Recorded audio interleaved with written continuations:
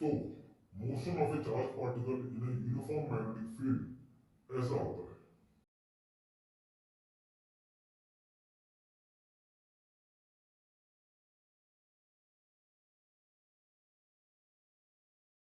Hello friends, welcome back. Friends, आज हम जिस टॉपिक पर बात करने वाले हैं वो है motion of A charge particle in an uniform magnetic field. आगे बढ़ने से पहले एक बात रिमाइंड करना चाहता हूँ, अगर आपने पिछला टॉपिक नहीं देखा है motion of A charge particle in an uniform electric field, तो इस आई बटन पर क्लिक करके उसको आप चेक कर सकते हैं, उसको देख सकते हैं। और आगे बढ़ने से एक बात और, अगर आपने इस चैनल को सब्सक्राइब नहीं किया है तो प्लीज़ सब्सक्राइब कर लीजिए, ताकि इस चैनल पर आने वाले सारे वीडियोस की नोटिफिकेशंस आपको समय पर मिलती रहें। चलिए आगे बढ़ते हैं।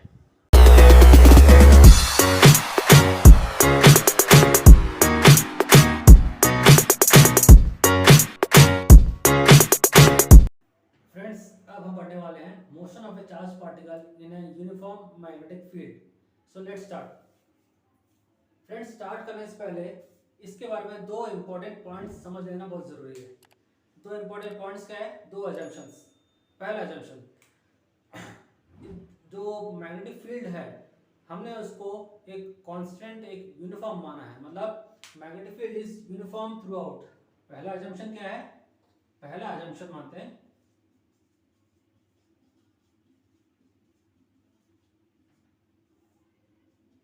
Magnetic field is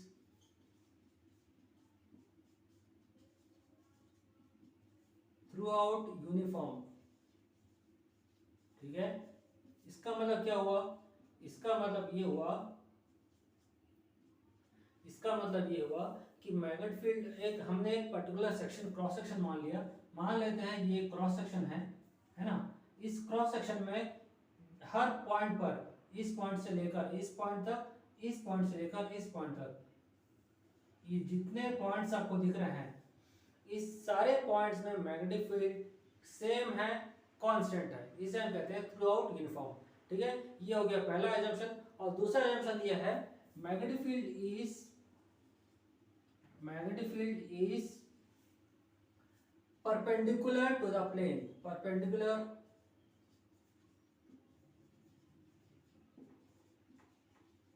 to the plane. इसका क्या मतलब हुआ? इसका मतलब ये हुआ कि हमने एक प्लेन मान लिया, ये है हमारा प्लेन। ठीक है, ये हमारा प्लेन है।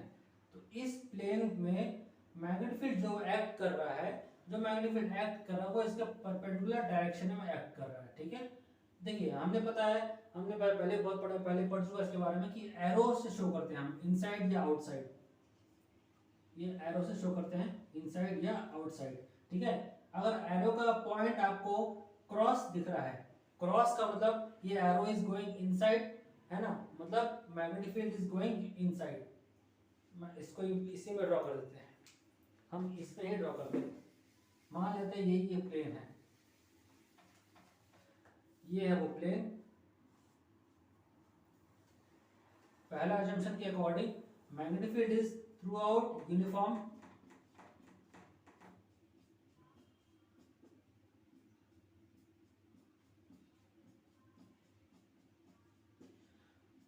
ये हो गया, बना लिया हमने यूनिफॉर्म मैग्नेटिक फील्ड। और क्रॉस का क्या मतलब समझ में आ रहा है आप लोग को? क्रॉस का मतलब यह है कि magnetic field is going inside the plane, perpendicular to the plane, हमारा दूसरा assumption। ठीक है, ये प्लेन इनसाइड जा रहा है। अब नेक्स्ट चलिए आगे बढ़ते हैं, assumption तो हो गया। अब स्टार्ट करते हैं एग्जैक्ट कॉन्सेप्ट की, इसका डायरेक्शन क्या होगा।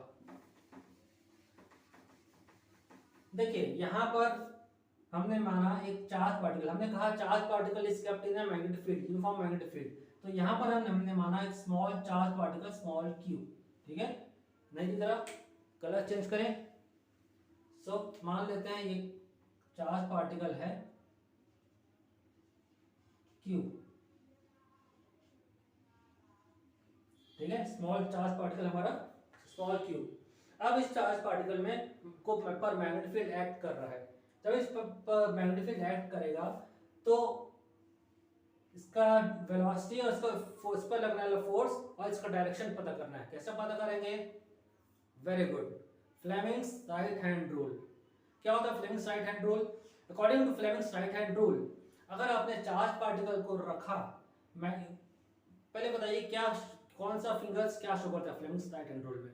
According to Fleming's right hand rule, this middle finger shows direction of magnetic field, this forefinger shows direction of velocity of the particle, then the thumb shows the direction of magnetic force. Very good. अब इस पर apply कीजिए, इस charge particle के ऊपर ये apply करो उसको, रूल को। अकॉर्डिंग टू दिस रूल, अगर चार्ज पार्टिकल ऐसा रखा हुआ है, magnetic field is going inside, this middle finger is going inside, ठीक है, हम उसको ऐसे ऐसे रख लेते हैं ताकि पार्टिकल ऐसे है, 90 डिग्री है, इस इनसाइड है। अगर पार्टिकल ऐसे जा रहा है ऊपर, पार्टिकल ऐसे जा रहा है तो फोर्स इस पर कहाँ एक्ट होगा? इनसाइड, इस डायरेक्शन, परपेंडिकुलर डायरेक्शन में, ठीक है। तो इस पर फोर्स जो एक्ट होगा वो आएगा, सपोज ऐसे मूव कर रहा है पार्टिकल, तो इस पर फोर्स जो एक्ट हो रहा है वो इनसाइड आएगा यहाँ पर, according to Fleming's right hand rule.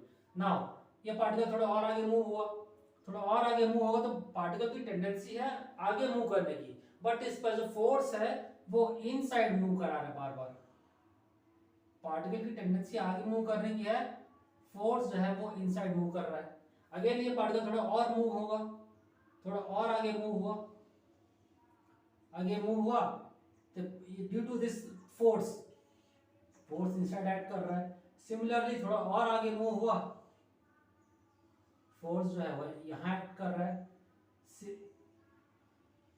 अब ये पार्टिकल जो है थोड़ा और आगे मूव हुआ तो अगेन ये फोर्स जो है वो इनसाइड एक्ट हुआ। तो ये पाथ क्या शो कर रहा है? ट्रैजेक्टरी क्या शो कर रहा है? कौन सा ट्रैजेक्टरी बना रहा है? सर्कल। यस, यही तो पता करना था हमको, ठीक है। यही पता करना था कि अगर कोई चार्ज पार्टिकल मैग्नेटिक फील्ड में रखा हुआ है तो इसका पाथ क्या होगा, ट्रैजेक्टरी क्या होगा, इसका ट्रैजेक्टरी, इसका पाथ होगा सर्कुलर पाथ। क्लियर हुआ? अब ये तो हमने माना, ये था केस वन हमारा, हमने माना कि पार्टिकल जो है, चार्ज पार्टिकल जो है वो मैग्नेटिक फील्ड के परपेंडिकुलर में रखा हुआ है। ये चार्ज पार्टिकल जो है मैग्नेटिक फील्ड इनसाइड है, ये मैग्नेटिक फील्ड है और चार्ज पार्टिकल परपेंडिकुलर में रखा हुआ है।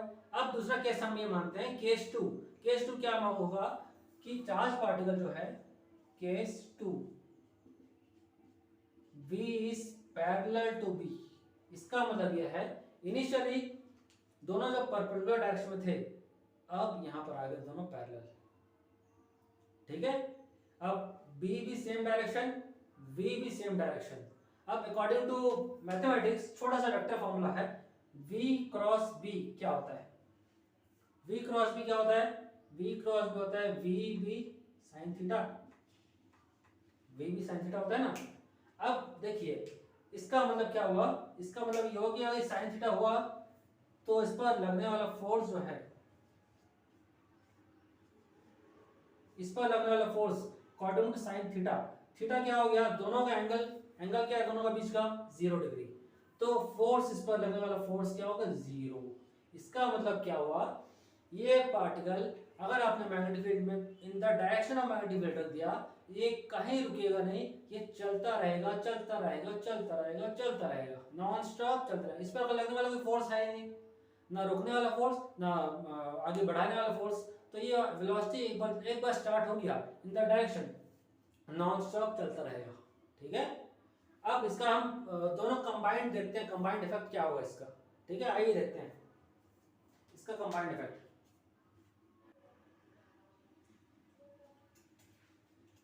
फ्रेंड्स, हमने अभी देखा कि पार्टिकल जो है सर्कुलर पाथ पे मूव कर रहा है, बट हमने ये नहीं कंसीडर किया कि पार्टिकल रेस्ट आगे वही रुका हुआ है या आगे भी जाएगा। वही रुका तो नहीं रहेगा फ्रेंड, आगे भी जा रहा है पार्टिकल, है ना। ये सर्कुलर पाथ के साथ अगर पार्टिकल आगे जाएगा तो यहाँ देखिए ये एक पाथ पर हो गया, आगे जाएगा तो इसका पाथ कैसा होने वाला है, सर्कुलर भी होगा बट आगे भी मूव कर रहा है, आगे मूव कर रहा है तो इसका पाथ कैसा होने वाला है, ऐसा जाएगा, ऐसा आएगा,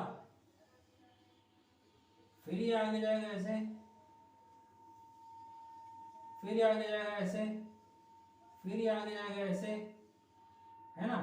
ये कौन सा पाथ दिख रहा है आपको, due to perpendicular, due to when velocity is perpendicular to the magnetic field, circular path आएगा। When velocity is parallel to magnetic field, linear path आएगा। पार्टिकल जब कंबाइंड मोशन होगा, लीनियर एंड सर्कुलर मोशन होगा, तो जो path आपको मिलेगा वो मिलने वाला है यस। बताइए सर हम क्या पाथ कहते हैं? ये कौन सा पाथ है? ये है helical path. Yes, very good, this is helical path. ये पाथ कब आएगा? जब पार्टिकल जो है सर्कुलर मोशन भी है और पैरेलल मोशन भी है। जैसे हमने वेक्टर में पढ़ा होगा ना, वेक्टर में हम क्या पढ़ते हैं, एक वेक्टर परपेंडिकुलर होता है, एक वेक्टर पैरेलल होता है। परपेंडिकुलर हुआ तो सर्कुलर पाथ और पैरेलल हुआ तो स्ट्रेट मोशन, दोनों का कंबाइंड मोशन क्या होगा? हेलिकल पाथ होगा। ठीक है, ये हेलिकल पाथ होगा, motion of A charge particle in a uniform magnetic field. ठीक है, अब आइए इसके कुछ मैथमेटिक्स देखते हैं। ये मैथमेटिक्स क्या है, हमको इसका मैथमेटिकली इसका रेडियस फाइंड करते हैं। इसका radius, frequency, time period, pitch, ये सब हम मैथमेटिकली कैलकुलेट करते हैं। चलिए स्टार्ट करते हैं।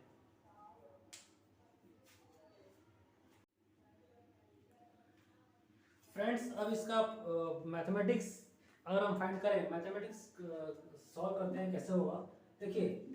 हमको निकालना है इसमें रेडियस, फ्रीक्वेंसी, है ना। रेडियस पहले आप निकालते हैं रेडियस।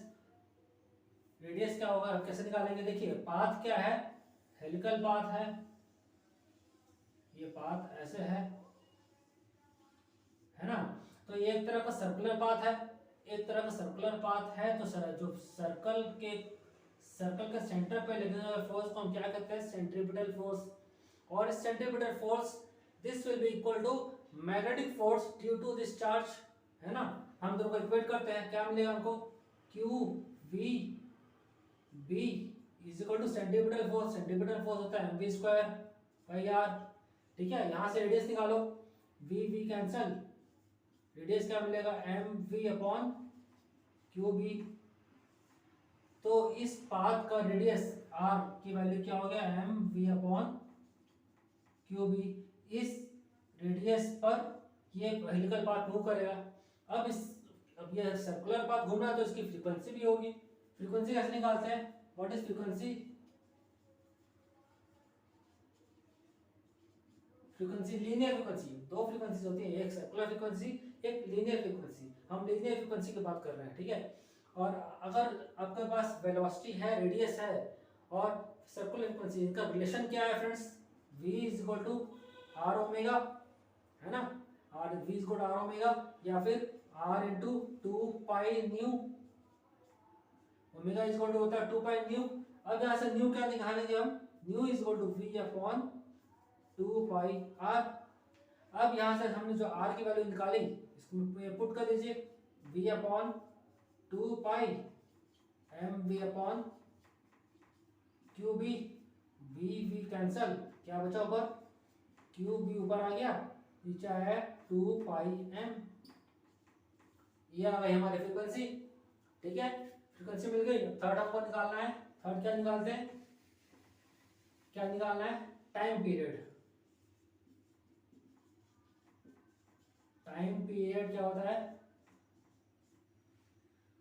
टाइम पीरियड मीन्स एक सर्कुलर पाथ कवर करने में कितना टाइम लगा इसको। और ये हम कैसे निकालेंगे? टोटल डिस्टेंस हमें पता है, speed is equal to distance by time होता है। तो टाइम हो गया डिस्टेंस अपॉन स्पीड। डिस्टेंस कितना है? सर्कुलर का सर्कमफ्रेंस, सर्कमफ्रेंस कितना है? 2 पाई आर अपॉन वी। ठीक है, 2 पाई अपॉन वी हो गया। नेक्स्ट इसको आर की वैल्यू पुट कर दीजिए, आर की वैल्यू पुट कर दीजिए यहाँ पे 2 पाई बाई वी। आर कितना है? आर है हमारा M V upon Q B, M V upon Q B. V V cancel, क्या बचा? 2 pi M upon Q B. ये बात याद रखना फ्रेंड्स, फ्रीक्वेंसी और टाइम पीरियड ये दोनों इनवर्सली प्रोपोर्शनल होते हैं। ये हमने थियोरेटिकली पढ़ा था। फ्रीक्वेंसी और टाइम पीरियड दोनों इनवर्सली प्रोपोर्शनल होते हैं, ये हमने थ्योरेटिकली पढ़ा था। यहाँ मैथमेटिकली हमने प्रूव भी कर दिया। देखिए फ्रीक्वेंसी यहाँ क्या है? Q B by 2 pi M, और यहाँ पर क्या आ गया? 2 pi upon Q B. Mathematically proof हो गया। नेक्स्ट आगे बढ़ते हैं। पिच, पिच कैसे निकालते हैं? पिच कैसे निकालते हैं बताइए? पिच इज इक्वल होता है time period into velocity. Time period into velocity. Time period कितना दिया होगा? 2πm/cube into velocity. क्या होता है पिच? एक्चुअली पिच को अगर मैं डिफाइन करूं, ये जो सर्कुलर पाथ है, एक ये एक सर्कल, ये एक सर्कल, ये डिस्टेंस जो होता है ये होता है पिच, ये होता है पिच। इतना डिस्टेंस ट्रैवल करने में कितना टाइम लगा और वो किस वेलोसिटी से ट्रैवल किया, ये दो इंपॉर्टेंट पॉइंट्स होते हैं। यहाँ से हमको मिल गया पिच, ठीक है। तो ये यहाँ से कंप्लीट हुआ हमारा 4 इक्वेशंस, और मैथमेटिकली हमने प्रूव करके फाइंड कर लिया कि what is the motion of charge particle in a uniform magnetic field, ठीक है।